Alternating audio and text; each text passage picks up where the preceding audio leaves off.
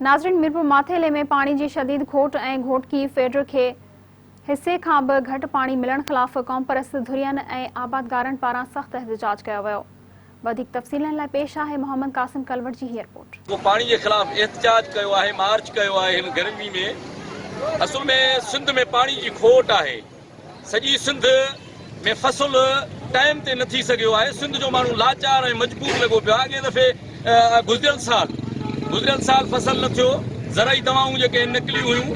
हिन दफ़े पानी की खोट अरसा चेयरमैन सिंध जे नुमाइंदगी खे न हल चए पियो ऐं सॼी दुनिया सिंध ते रिसर्च करे पई। सिंध अमुन जो पैगाम ॾिनो आहे, पानी की खोट हथरादू आहे। दोस्तनि जी महिरबानी आहे, मुसलसल असांजो पानी जे मसइले ते जदोजहद हले पई।